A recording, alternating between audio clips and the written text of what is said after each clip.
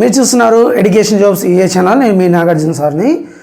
ఇప్పుడు మనకు electric charges and fields సంబంధించి ఇంపార్టెంట్ అయిన కాన్సెప్ట్ అండి కూలుంబ్ ఇన్వర్స్ స్క్వేర్ లా అనే దానికి సంబంధించి మనం ఈరోజు చూద్దాం. ఇది మనకు ఎక్కువగా ఐపీలో 4 మార్క్స్కి అడగడం జరుగుతుంది కాబట్టి ఒకసారి దాన్ని మనం డిస్కస్ చేద్దాం, ఓకేనా. సో మనకు కూలుంబ్ ఇన్వర్స్ స్క్వేర్ లా అనేది అసలు ఏం చెప్తుంది, మనకి ఎలక్ట్రోస్టాటిక్లో ఈ కూలుంబ్స్ ఇన్వర్స్ స్క్వేర్ లా ఏం చెప్తుంది అంటే స్టేట్మెంట్ చూస్తే the force of attraction or repulsion between two stationary point charges is directly proportional to the product of the magnitude of the two charges and inversely proportional to the square of the distance అనమాట. ఈ statement చాలా important. అంటే మనకు 2 charges మధ్య attraction కానీ repulsion కానీ ఉంటుందని మనం ఆల్రెడీ డిస్కస్ చేస్తున్నాం. అయితే ఈ అట్రాక్షన్ అవ్వచ్చు, రిపల్షన్ ఏమైనా అవ్వచ్చు, ఏవైనా 2 స్టేషనరీ అంటే రెస్ట్లో ఉన్న ఛార్జెస్ గురించి ఎలా ఉండాలండి, డైరెక్ట్లీ ప్రొపోర్షనల్గా ఉండాలి. అదేవిధంగా దాని యొక్క డిస్టెన్స్కి ఎలా ఉండాలి, స్క్వేర్ ఆఫ్ ది ఇన్వర్స్లీ ప్రొపోర్షనల్గా ఉండాలి. అంటే మనం ఒక 2 స్టేషనరీ పాయింట్స్ తీసుకున్నాం. ఇక్కడ ఒక పాయింట్, ఇది ఒక పాయింట్ తీసుకున్నాం. అంటే this is the Q1, this is the Q2. So this is the joint. Q1 అనే ఛార్జ్ తీసుకున్నాను, Q2 తీసుకున్నాను. ఈ రెండు కూడా పాజిటివ్ ఛార్జెసేనండి. ఈ రెండు కూడా పాజిటివ్ ఛార్జెస్. 2 పాజిటివ్ ఛార్జెస్ ఉంటే మనకి ఏముంటుందని తెలుసా అండి, repulse. But means like force are repelled force, అంతే కదా. ఈ రిపల్సివ్ ఫోర్స్ అంటే ఏం లేదంటే ఇలా వెళ్తుంది, పక్కకి వెళ్ళిపోద్ది అని అర్థం. అయితే ఇక్కడ ఈ 2 ఛార్జెస్ ఉన్నప్పుడు దీనికి ఒక పేరు పెట్టా, ABI అని పెట్టా. దీనికి సమ్ డిస్టెన్స్తో మనము సపరేట్ చేస్తున్నామండి. 2 ఛార్జెస్ని ఎంత డిస్టెన్స్ సపరేట్ చేస్తున్నామంటే R అనే డిస్టెన్స్తో సపరేట్ చేసాం. 2 ఛార్జెస్ మధ్య డిస్టెన్స్ ఎంత ఉంది, R అనమాట.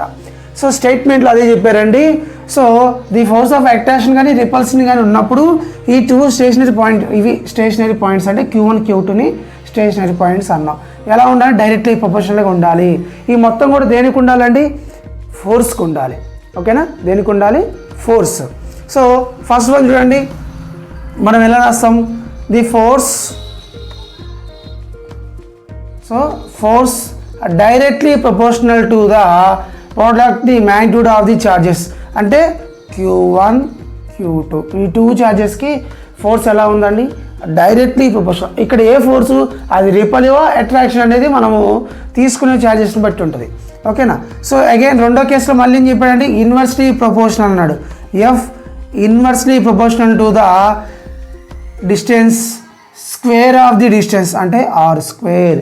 ఇక్కడ స్క్వేర్ ఎలా వచ్చిందంటే inversely proportional the square of the distance అనమాట.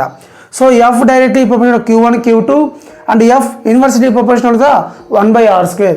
దీన్ని మనం ఎలా రాస్తామంటే F directly inversely Q1 Q2/R square అని రాస్తాం, ఓకేనా. So F proportional to the Q1 Q2/R square. ఇక్కడ Q1 Q2 ఛార్జెస్, R అనేది డిస్టెన్స్. అయితే మనం ఈ ప్రపోర్షనల్ పోవాలంటే ఒక కాన్స్టెంట్ ఉపయోగించాలి. ఏంటిది, K అనే కాన్స్టెంట్ ఉపయోగించాము, Q1 Q2/R square. But here K అంటే ఏంటి, K అంటే constant. A constant, electric force constant. K ఏంటిది 1/4πε0 తీసుకుంటాం. 1/4 అనేది కాన్స్టెంట్, π అనేది కాన్స్టెంట్, ε0 తీసుకుంటాం. ఈ K బదులు 1/4πε0 తీసుకుంటాం. దీన్ని ఏమంటామంటే ఎలక్ట్రిక్ ఫోర్స్ కాన్స్టెంట్ అంటాం, ఓకేనా. సో ఎలక్ట్రిక్ ఫోర్స్ కాన్స్టెంట్ అంటాం. మరి 1/4πε0 ఒక వాల్యూ కూడా ఉంటుందండి. ఇది కూడా మనకు చాలా ఇంపార్టెంట్, ఒక వాల్యూ కూడా ఉంటుంది. So 9 × 10⁹ newton metre square by coulomb square. ఇది యూనిట్స్ అండి. ఆ యూనిట్స్ ఎలా వచ్చినాయి ఒకసారి చూద్దాం. ఇక్కడ మనకు చార్జెస్కి ఏముంటాయండి, కూలుంబ్స్. ఈ ఫోర్స్కి ఏంటి, న్యూటన్. ఈ R ఇటు పోయింది అనుకోండి, సో R అనేది ఏంటి, డిస్టెన్స్ కదా, metre square. So newton metre square, ఛార్జెస్కి కూలుంబ్ స్క్వేర్. ఛార్జెస్ని మనం దేంతో ఇంటిగ్రేట్, యూనిట్స్ ఏం చెప్పాం ఆల్రెడీ, కూలుంబ్స్, కాబట్టి కూలుంబ్ స్క్వేర్. సో నెక్స్ట్ మనకి ఇక్కడ వెబ్స్ లా నాట్ అంటాం. దీన్ని పర్మిటివిటీ ఆఫ్ ఫ్రీ స్పేస్ అంట. అంటే మొత్తం కూడా ఎక్కడ జరుగుతుంది, ఫ్రీ స్పేస్లో జరుగుతుంది. సో స్పేస్లో ఉన్నప్పుడు ఎప్సిలాన్ నాట్ తీసుకుంటాం. దీనికి కూడా ఒక వాల్యూ ఉంటుంది, ఎంత అంటే 8.85 into 10⁻⁻12 okay coulomb square newton metre square. Opposite, వీటిని ఆపోజిట్ మారుతుంది ఓకేనా. So 8.85 into 10⁻⁻12 coulomb square by newton metre square, దీన్ని పర్ అంటాం ఓకే, గుర్తుపెట్టుకోండి. మరి ఇప్పుడు ఈ కే బదులు మనం దాన్ని సబ్స్టిట్యూట్ చేయొచ్చుగా, అంటే F